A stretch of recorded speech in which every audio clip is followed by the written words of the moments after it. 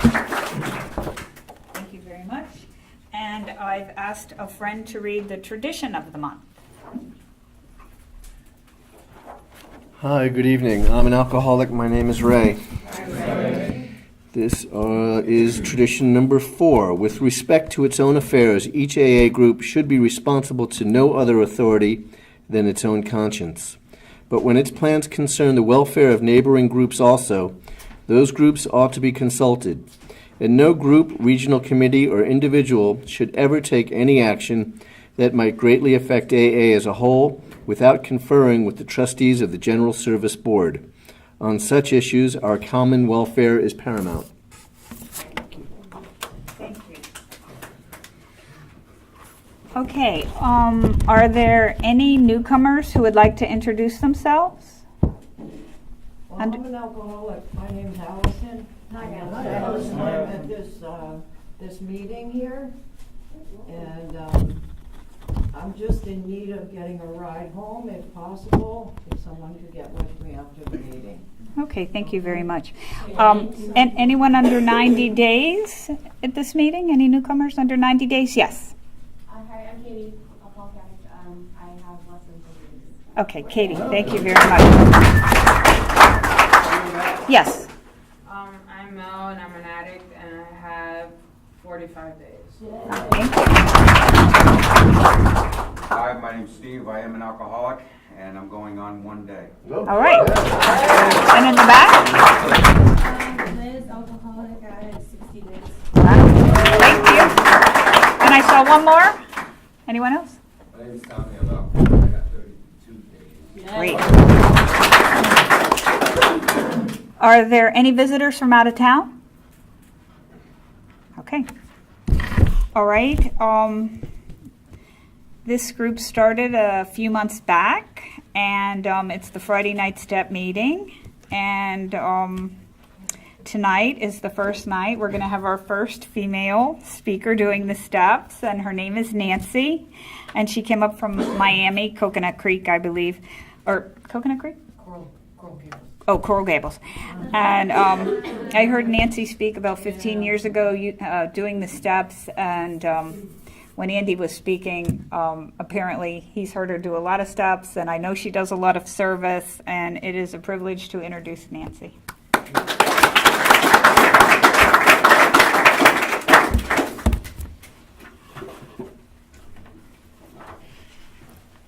Hi. Hi, everybody. My name's Nancy. I'm an alcoholic. And I am a member of the Coral Gables group of Alcoholics Anonymous, and I am really happy to be here. I do service, and I'll talk more about that as this series goes along, but my favorite service is being able to talk about the steps. Sometimes I do it individually, sometimes I do it. I'm privileged to do it in a series like here, to come here and for a couple of weeks share my experience with the steps. It really is an opportunity for me to ask myself some important questions, like, do I still believe this stuff? You know, and more important, am I still doing this stuff? And you know, sometimes I come up short, and but it's an opportunity for me to just, like we all do all the time, take a look at myself and see what I'm doing concerning the steps. So when I was new, and I'm really happy to see there are some new people here, there was kind of when I first came to Alcoholics Anonymous, there's kind of a step mystique. You know, people talked about doing the steps or working the steps. I had no idea what they were talking about. I thought there was a lot of jargon and kind of nonsense that people talked about the steps. I really didn't understand them, was the truth. And to me, it seemed like, because I read them and I didn't see how they would help me. Maybe you feel that way too. You know, I thought, well, you know, that's all fine and good, but you know, how's that going to help me with my whole list of problems that I had? And I thought it was kind of like an unrelated list of initiation exercises. Like when you're in a fraternity or a sorority, you know, you have to like eat slimy things and do bad things to other people, and then they'll let you come in the door and stay. I thought it was kind of like that. But over time, keep coming back, having a sponsor, working the steps myself, trying to apply them in my life, and sharing my experience with other people, I've learned that it's something very different. The steps are very practical. They are very common sense, a lot of common sense involved with the steps. They're ways of behaving. They're suggested ways of behavior. They're suggested ways of looking at life that, if applied to the good parts of life, to the bad parts of life, and all the boring parts of life that are in between, what happened to me is they made me feel better about myself when I tried to follow them. They made me feel better about my life. And when I feel better about myself and my life, then I don't want to drink. And that's really why we're here, is to not drink. I didn't always think this way, but I am a completely average drunk. When I came here, I was a very special drunk. Nobody had a circumstance like mine. You didn't really understand where I came from and the special circumstances that brought me here and the special problems that I had and all that kind of stuff. But today I can tell you I'm completely average drunk, an average drunk. The experiences that I'll talk about during the series are my own. The ideas that I have aren't mine. I've learned them from people who've come before me, and I share them because I think they've been helpful to me. And if you find them helpful to you, I hope that you'll share them with somebody else, because that's what we do here. I got a few opinions too. I try and identify them before I just throw them out there. It's okay to have opinions in Alcoholics Anonymous. It's okay to have opinions about Alcoholics Anonymous. But I just want you to know I'm not trying to sell them. They're just my opinions. What I do and how I live is much more important than anything that I could ever say. And I try and remember that as I go through the rooms of AA and, deal with people. So, during the course of this step series, I'll probably talk about things that at one point in my life I never ever would have shared with anyone, because I was embarrassed and ashamed about them. And today, they don't seem that important to me. They really don't. But I share them because I hope somebody else will identify with my experience and maybe be convinced, if they have any doubt, that this program will work for them too. That's really what we're about here. A lot of people come here, and I know they told me a couple of speakers you've had before, at least one of them I know is a very entertaining, energetic speaker, very entertaining guy, very entertaining story. I'm kind of the opposite. My story is not all that entertaining. And I'm one of those people that really at heart, I'm a quiet person. I'm a really quiet person. It's taken me a lot over the years to be able to do what I'm doing here tonight, and don't mistake me, I'm happy to do it, but I come a long way to be able to do it. I'm a very quiet person. I was a pretty quiet drunk most of the time. I was not noisy. I was not entertaining. My hair was never on fire, and as the more I drank, the more I went into my alcoholism, the quieter I got. The more withdrawn I got, the more depressed I got. In my exterior life, which I'll talk a little bit about, I just thought I was an underachiever and a loser. But my interior life, how I felt inside, was really messy and really painful and really, really empty. And that's what we have in common. As I look around here tonight, I don't know a lot of you. I do know a few of you, and I recognize a few of you from way, way back. But I imagine if we went around the room, we would find out that we come from very different places. Some of us have a lot of education. Some of us didn't have the good fortune to have that happen. Some of us come from certain political backgrounds, and others come from different ones. We're kind of all religions, all different ages, probably different stages of sobriety. Some people are really new. So why are we all in this room together? Why are we in this room together, sitting here on a Friday night, listening to step number 1? That's what I'm going to talk about up on the wall. What brings us all together in this room? That's what I'm going to talk about tonight. It's our drinking. It's our drinking. That's the thing we have in common is our alcoholism and how it brought us to this place.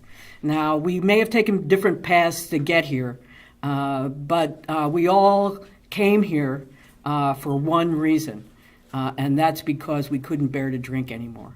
And so that's what I'm going to talk about. So one thing we all have in common, we are powerless over alcohol. Alcohol is what got each of us in the door and in this seat and in this meeting. So I'm going to talk a little bit about my story and about my drinking and how I got here. It's the only time we really talk much about drinking in Alcoholics Anonymous is when, in a step series anyway, is when we talk about the first step. Because while drinking gets us all in here, when we stop drinking, problems with drinking are gone. You know, we don't drive drunk. We don't get arrested for being drunk. We don't do the stupid things that drunken people do because we're not drinking anymore. But then what happens is that we realize we have problems with living. And so that's what the rest of the steps are about, is how we deal with those problems with living. And so this is the first time in step one that we really talk much about alcohol. And alcohol and my alcoholism taught me the most valuable lesson I ever learned. And that was how to give up. Because that was not in my vocabulary, and I know I'm not the only one. I love the very first line in the 12 and 12 in step one. I think it's 6 words or something like that. And it starts out, this whole big meditation on sobriety starts out by saying, who cares to admit complete defeat? None of us. None of us. I don't know about you. You know, like some people are born thinking that the suggestion from another person on something that they don't know anything about would be very helpful, and they accept it readily. And some kids are born thinking that they're never, ever going to accept help from anyone, ever, period. And I was one of the latter. That's just the way it is. That's the way I was born. There are, unlike probably a lot of you here, there were no alcoholics in my family. And I like to mention this because it made me feel a little bit strange here for a long time. I think, and this is my opinion, there may be some scientific evidence to back it up, but if there is, I don't know what it is. But I can tell just from being around here for a while that there is something about alcoholism and addiction that runs in families. So a lot of us here have alcoholism in our families. Our parents, our mother, our father, sisters, brothers, grandparents, whatever, it's in our family. And we grow up in alcoholic families, and we are greatly affected by alcoholism before we even start to drink. That was not the case with me. Nobody in my family was a drunk. I never saw anyone drunk except on television, you know. So, you know, that's just my story. But I can tell you that I cannot remember ever, as far back as I can remember, ever being a time when I liked how I felt. Now, I don't know why that was so. I actually had a pretty nice life. I had, you know, 2 fairly normal parents. I mean, they had their normal neuroses, you know, but they weren't too far out there. They were hardworking people. They loved us. They gave us all the you know, food and shelter and clothes and everything we needed. And I had a pretty privileged life, really. I went to good schools and did well, and actually I was given a lot of talent for different things, which I never appreciated. And I'll talk more about that later. But you know, despite all this, I never ever liked how I felt. I always felt as though I were different from other people. I always felt as though I was missing something that other people had. You know, when I got a little bit older, I would watch how people interacted, you know, girlfriends and boyfriends or just friends, or how they interacted with their parents or their family. And I always thought that they knew something that I didn't know, you know, because I never really much interacted with anybody. I just sort of didn't know this at the time. You know, told people what they wanted to hear and tried to get what I wanted. That's really what I was about, you know, for most of my life. I always felt there's this phrase in the 12 and 12 in chapter 5. It's this anxious apartness. It says we alcoholics feel this anxious apartness. I felt that from the first time I can remember anything. I always felt this anxious apartness. Don't know why. I did spend some time in my life trying to figure out why, going to shrinks, and I was one of those people that had a room full of self-help books where I got here, this one's going to fix you, if you only do this method, that method. I read them all. They never helped me with my alcoholism, ever. I was just one of those people who always felt that way. I had trouble with people. The truth is, now, I know the reason now, when I look back, I was afraid of them. I was really afraid of people. I was afraid they wouldn't like me. But I didn't know this then. I was just kind of afraid of people. And the way that I decided to deal with that, I don't remember making a decision to do this, it's just how I always did it, was I avoided them. I just avoided people. I avoided relationships. I avoided talking to them. I avoided interacting with them if I didn't have to. Because people are, and relationships are, as you know, a lot of trouble and extremely inconvenient. People are always asking you to do things that you don't want to do, and they're asking you questions about things you don't want to talk about, and making demands on you that you're not interested in, and just like inconveniencing you and your time, and all. That's how I thought, So to the extent that I could, I just sort of avoided people.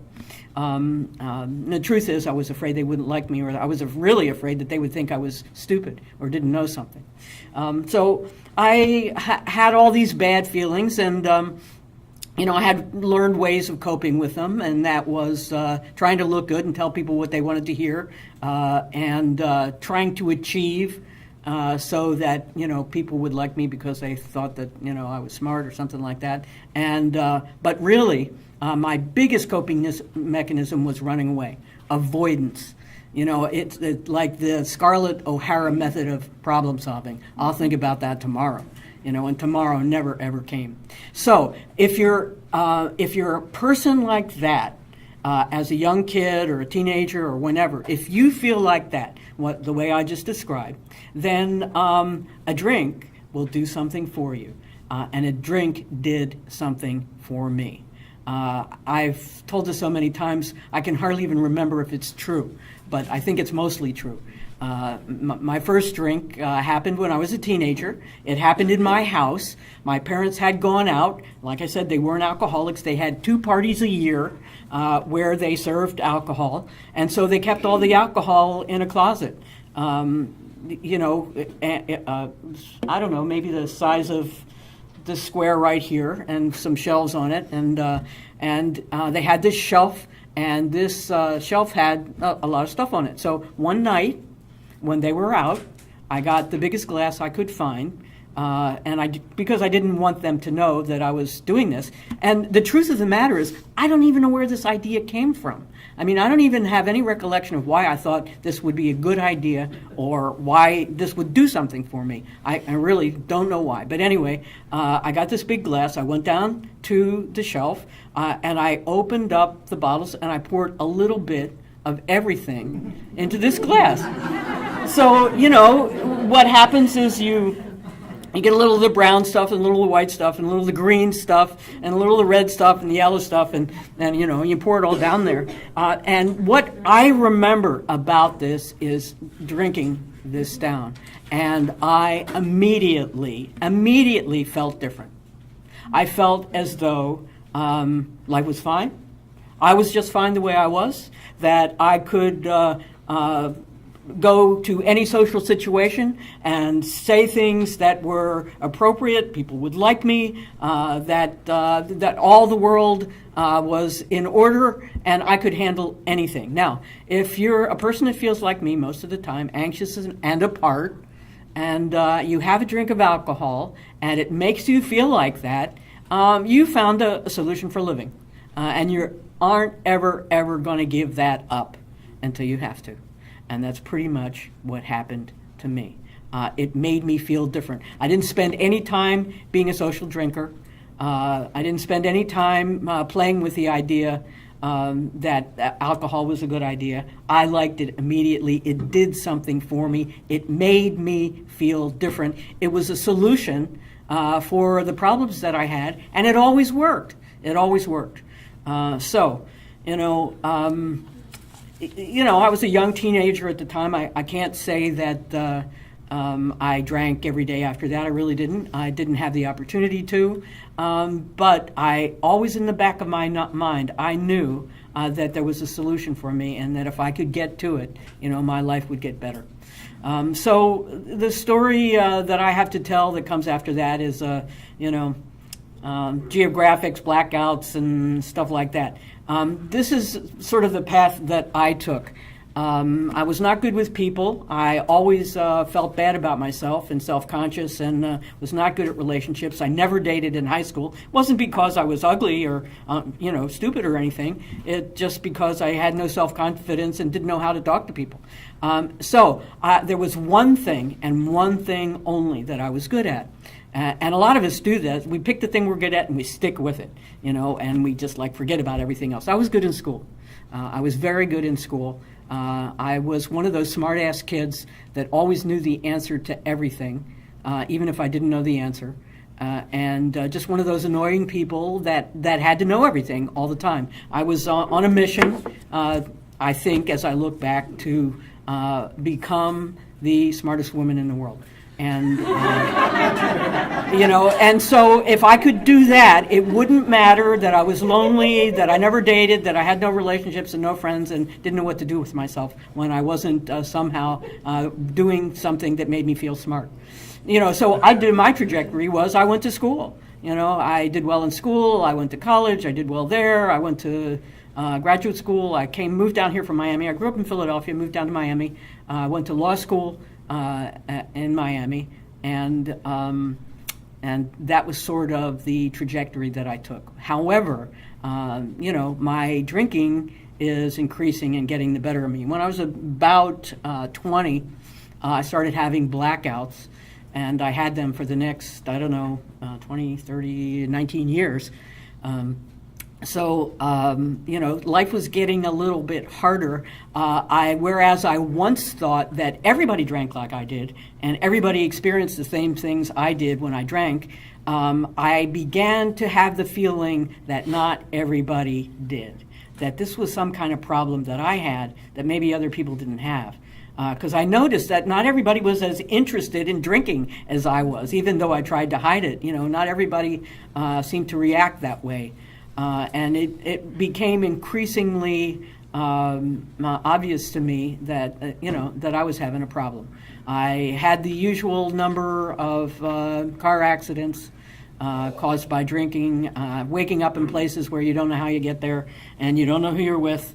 And I'm waking up at home, checking the car first to see if it's still there, then checking to see if anyone else's scalp is on it, and doing all that stuff, checking through your clothes for clues about where you've been and what you were seeing. That's all signs of an alcoholic blackout drinker, which is what I was. And so, very early on, I had a trip to AA. It was precipitated by a kind of funny event.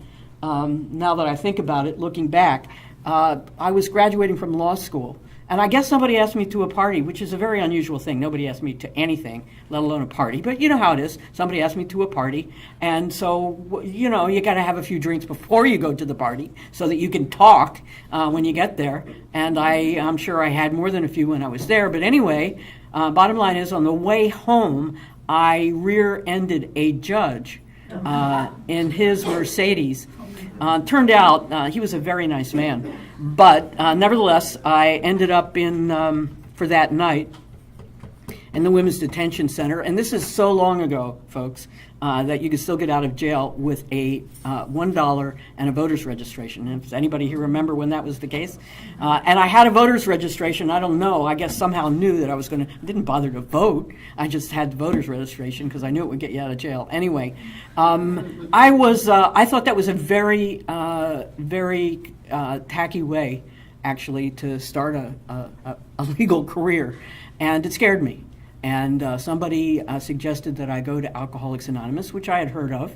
And I did what I always do. I did some research. I went to the library. I looked at the books a little bit. I drove past the old Coral Room about 54 times to make sure, who was going in, who was going out, that it was suitable. The kind of crazy stuff we do.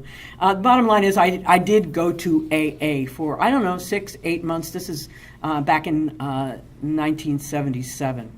And I am here to report to you that the rooms are the same as they were 40 years ago. The literature is exactly the same, pretty much. They've got some new stories, but that's about it. A couple of new pamphlets. The meetings are exactly the same. We had step meetings then. We have step meetings now. The speaker meetings, the discussion meetings. Meetings are exactly the same. People tell the same kind of stories and the same message. But there was something about when I read the steps and didn't get it. It didn't take. A couple of things happened during this first trip that I made to Alcoholics Anonymous. The first thing I learned is when I did read the big book, I learned about the physical aspects of alcoholism, and I identified immediately with them. I read that alcoholism is an allergy of the body, that our bodies, if you're an alcoholic, your body does not react the same as other people, and I knew this was true of me because, I never knew what was going to happen to me when I drank. I might have 2 drinks, I might have 100 drinks. One time, I started drinking in Philadelphia, and I woke up on the beach at Cape Hatteras. Who does stuff like that? It's dangerous, and it's scary, and it sounds hilarious, when thinking back on it, but it's not a good thing to do. So I knew that I had this allergy of the body. When I had a drink of alcohol, I never knew what was going to happen. And coupled with an obsession of the mind.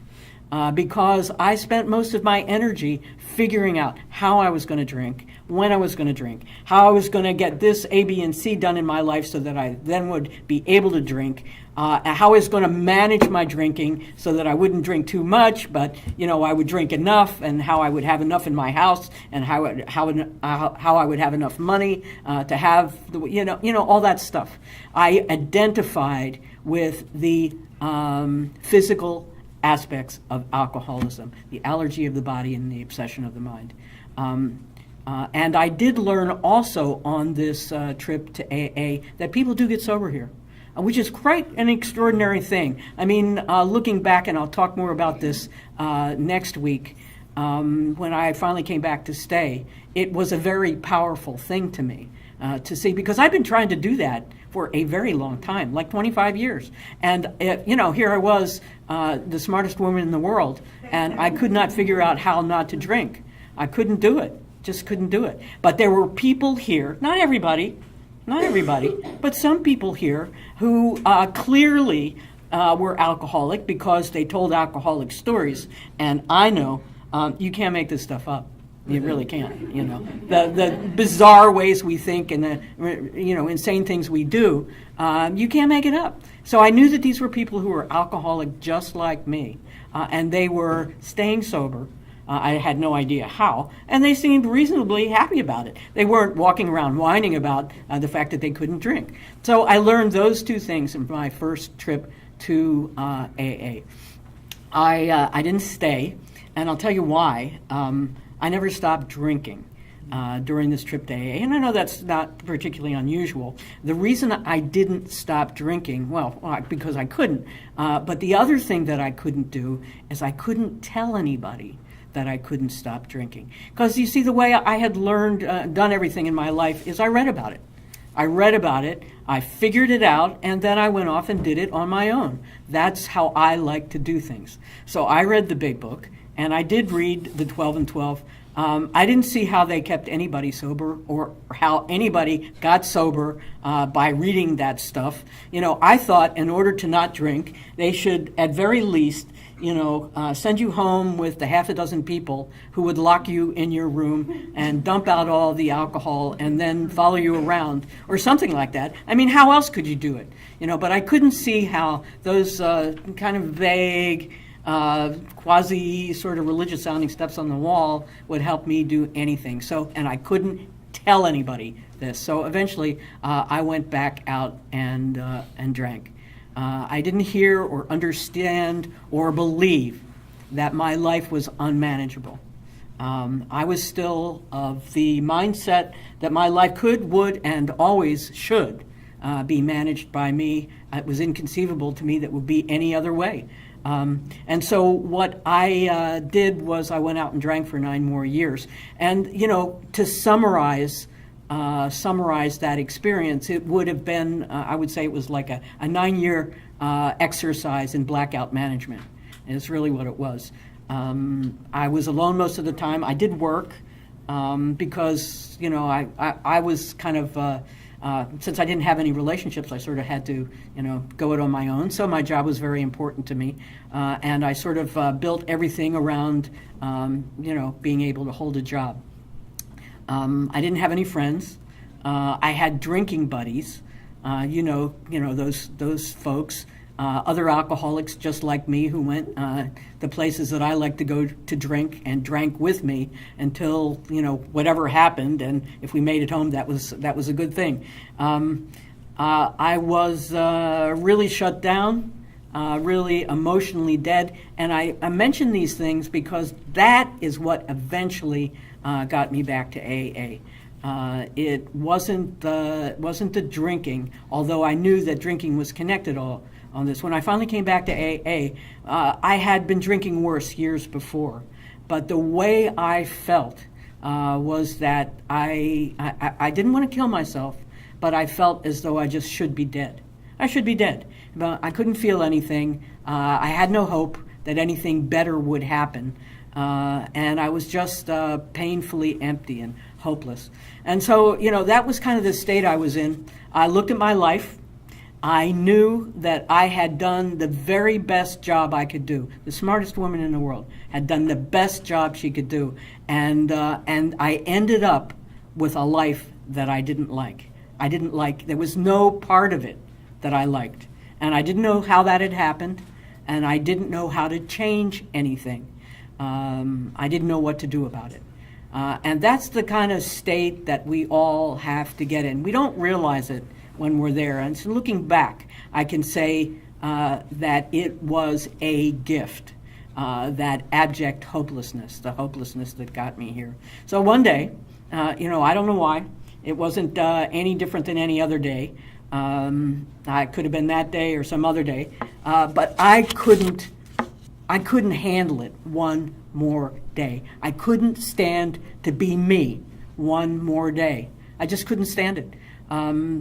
You know, at that point, I was out of ideas. Before that, I'd always had another idea. And always, you know, had, you know, well, why don't I try this? Why don't I read another self-help book? Why don't I go here? In 3 weeks, I'll go there. I'll run every day and eat vegetables, and that'll cure my alcoholism. You know, or just, you know, but one day I just knew that nothing, no idea that I had was going to work for me. I didn't have another idea, and turns out that's the best place for an alcoholic to be. And I often tell people when they come here, if you think that you got another idea about how you can get sober and deal with your alcoholism, leave immediately. You know, run out the door and go try it. And if it works, great. You never have to come back here. But if it doesn't work, we'll still be here talking about the steps and staying sober the way we stay sober. This does work here. But it doesn't work for people who have another idea, I know. Because that's the way it was with me. You know, information that we get from treatment centers, from books, will not convince us that we're alcoholic. We have to experience it. Information from books and from treatment centers and from other places and from the doctors and lawyers who lecture us will not convince us that our lives are unmanageable.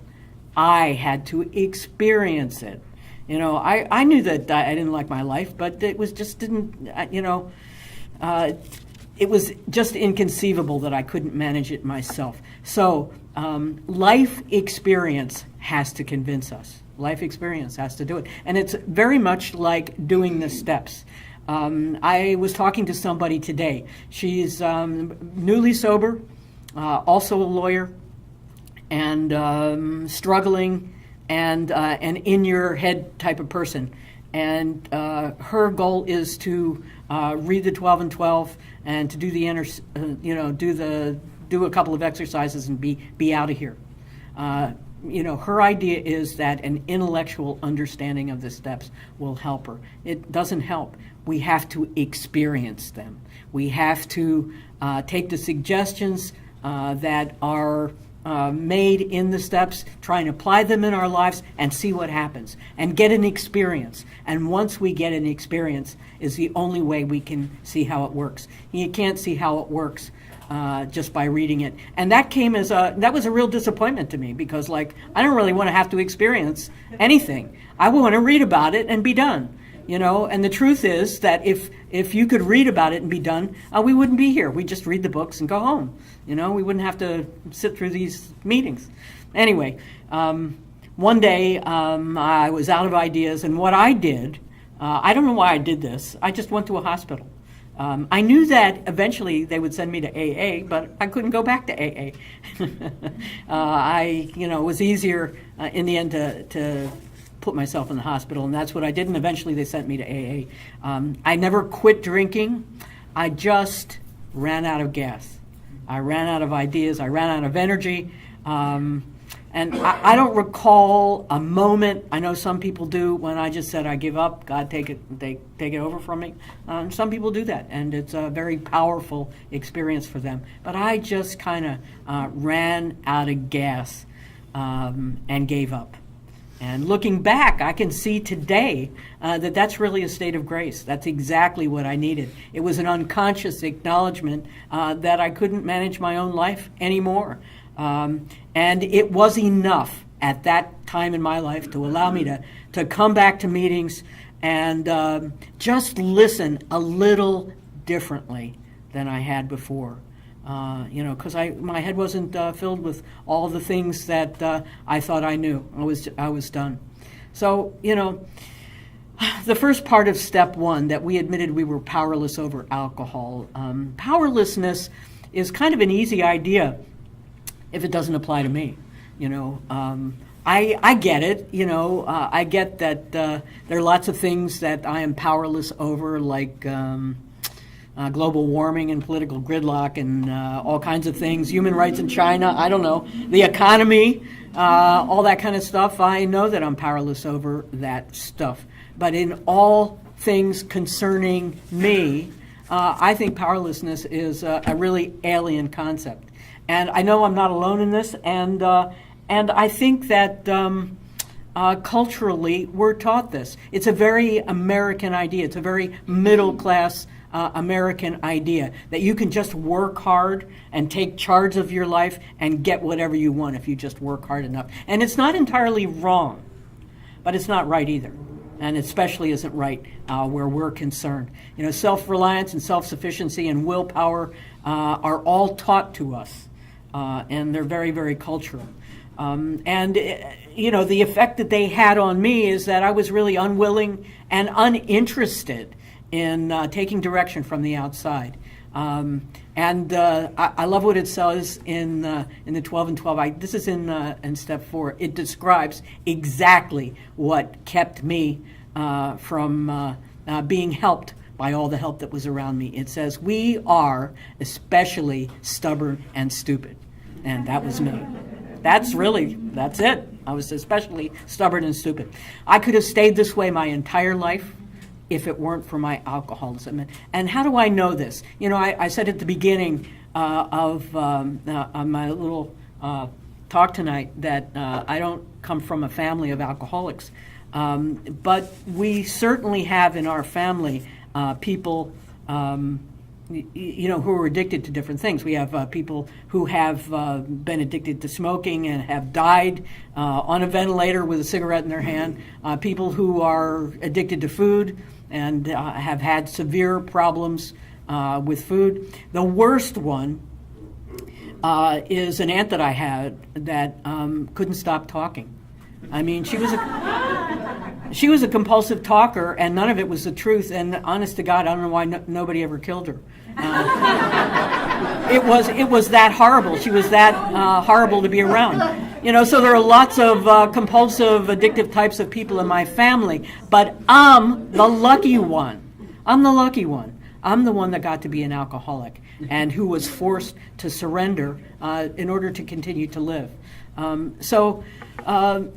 Step one requires that we admit that we're powerless over alcohol and give up the idea that we can control our drinking or drink and live. And that's something that takes the experience that I just described to you. And I assume that each of you has a story. The facts aren't just like that, but the end result is just the same. And how do I know this?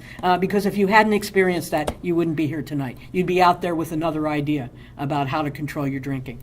And it turns out that alcohol taught me my very first experience in surrender. The most valuable experience I have ever had about how to give up. It turns out I'm pretty much powerless over everything except my own thoughts and my own behavior, I wonder about my own thoughts sometimes. I don't think that I'm in charge of them, truthfully. But powerlessness, surrender, is the beginning. The necessary beginning, the required beginning for every spiritual journey. And that's why we all have to experience it. And that's where we are here. That's what we do here. We're on a spiritual journey. We're not on a religious journey. We're on a journey that takes us out of self.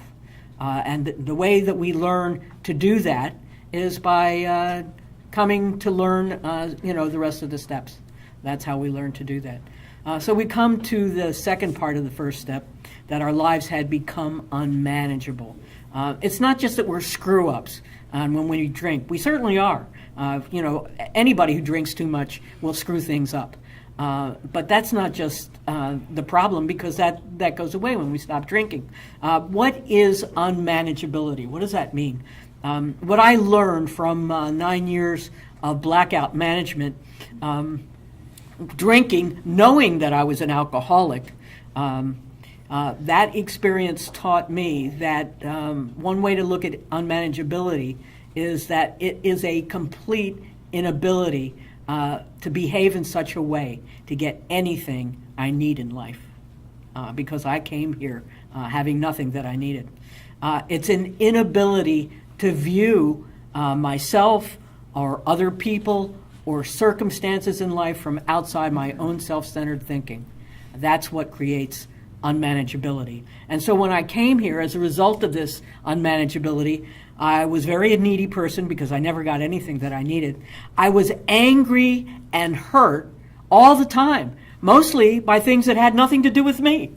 Nothing at all to do with me. They had to do with other people. I sort of vacillated between being rigidly controlling and completely apathetic, not giving a shit. There was no in between. I either, had a tight grasp on it or I really didn't care. Because I had to behave that way, my world got smaller and smaller and smaller. I failed time and time again. I ended up with a life I didn't want. I was afraid. I was completely useless to anybody else in my life. I was very empty and disconnected. And if you feel like that and you're an alcoholic, you got to drink. You just have to drink. So to sum it up, in step one, everybody has to come to that place from drinking alcohol and being an alcoholic, that we know, first of all, that we have that allergy of the body and the obsession of the mind. That was the easy part for me. It isn't for everyone, but that was easy for me. And then the second part, we have to experience, I had to experience by 9 years of blackout drinking, that my life could not be managed by me. I didn't know how to live successfully. I didn't know how to live peacefully. I didn't know how to live in this world.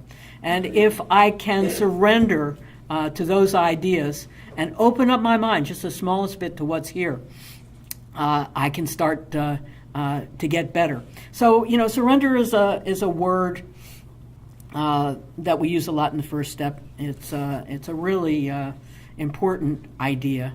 But what does it mean? What does it really mean? To somebody new coming in here, what does it mean? Like we stand up and say, I surrender? No, it doesn't mean that at all.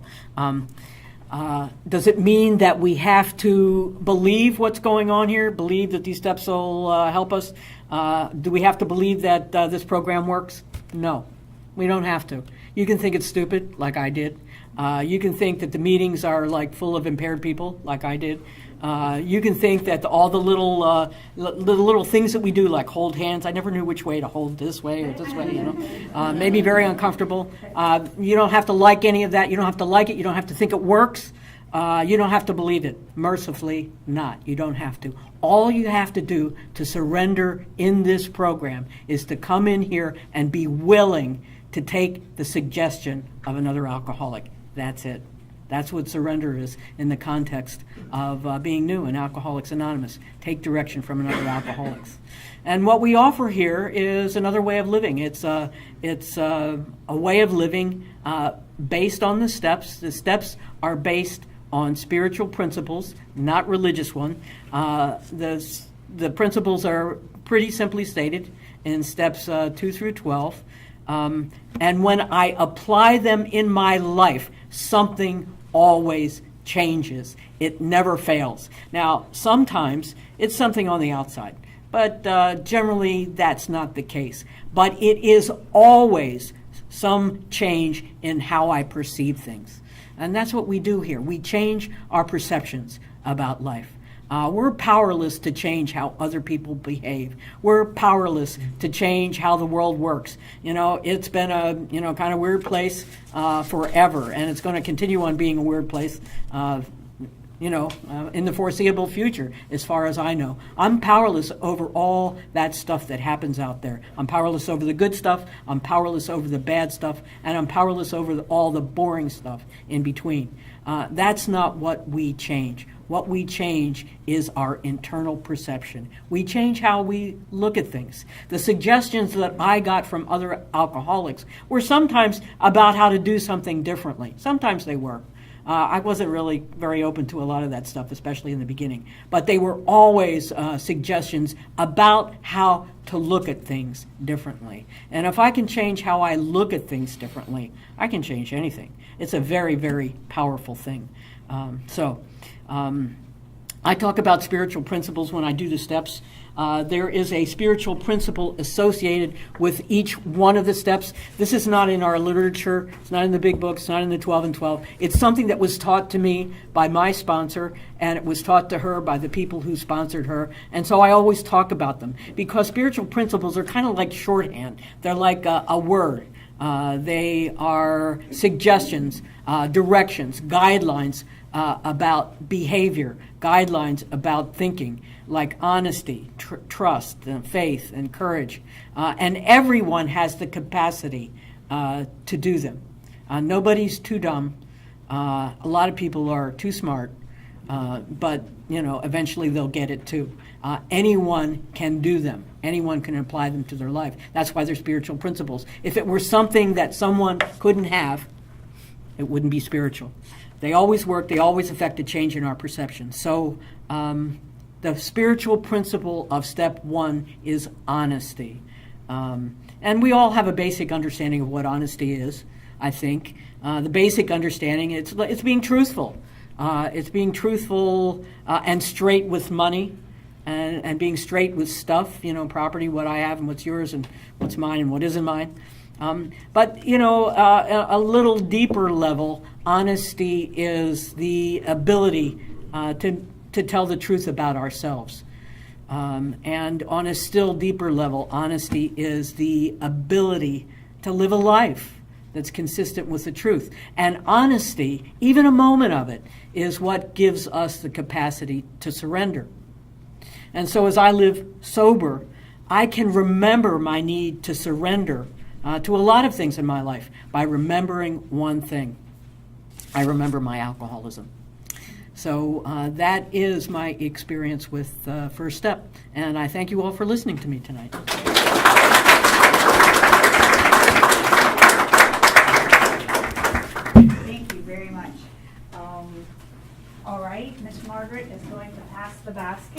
accordance with the seventh tradition.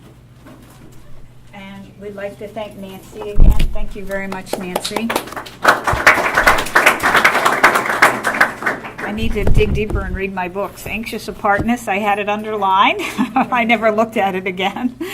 But Stubborn and Stupid, I really relate to that. Okay. And I've asked a friend to do the chips.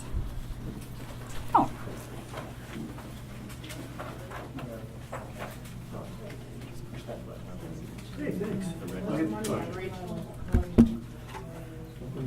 Chips, I hid the chips. don't hide them. Alcoholic Ed. Serving a meeting in South Florida. In this group, we use chips with various colors to signify our length of sobriety. In our first year, they are poker chips, which are gambling symbols, which means if you pick up a drink, you're gambling with your life. The white chip is the international sign of surrender. If you'd like to join this way of life and pick a white chip up this evening,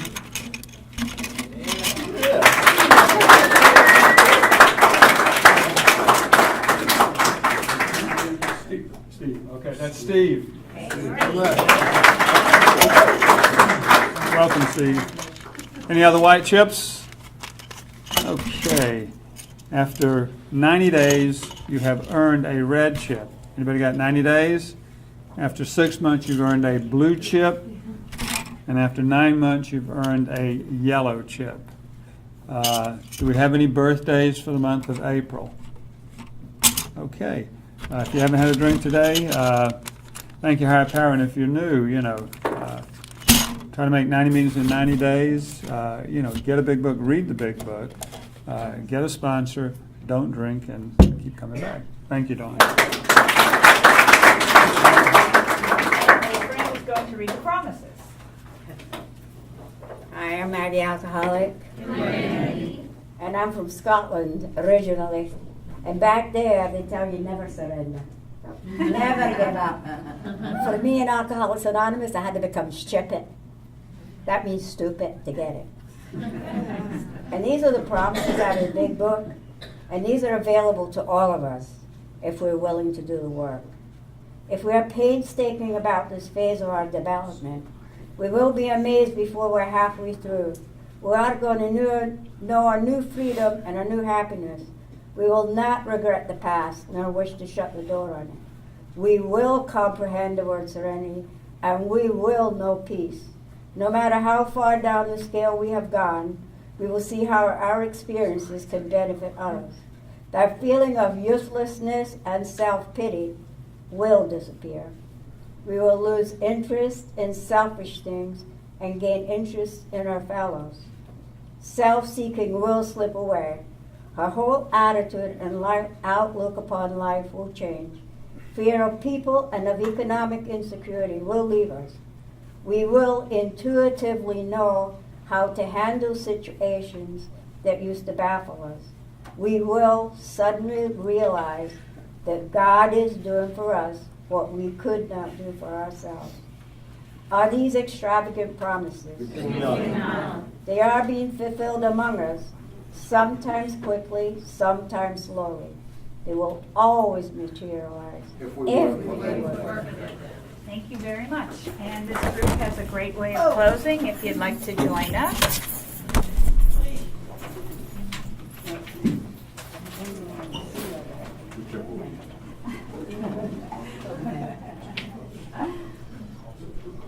And Mr. Andy is going to take us out. Who brought us all here tonight? Our Father, who art in heaven, hallowed be thy name. Thy kingdom come, thy will be done, on earth as it is in heaven. Give us this day our daily bread, and forgive us our trespasses, as we forgive those who trespass against us. And lead us not into temptation, but deliver us from evil. For thine is the kingdom, the power, and the glory, forever and ever. Amen. Very good. Thank you.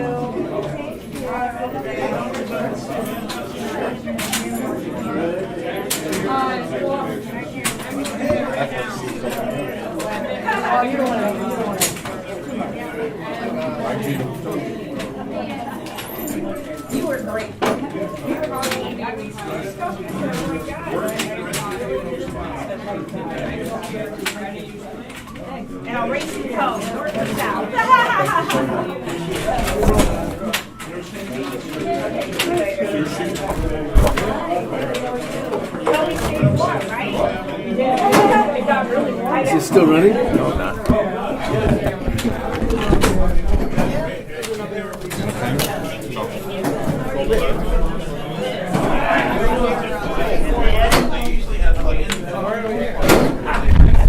Get him there. Thanks, sir. She pushed the button. Huh? She pushed the button. Good night, Paul. All right, good night, Andy. Good night. Oh, it's not recording anymore? All right, good. Hey.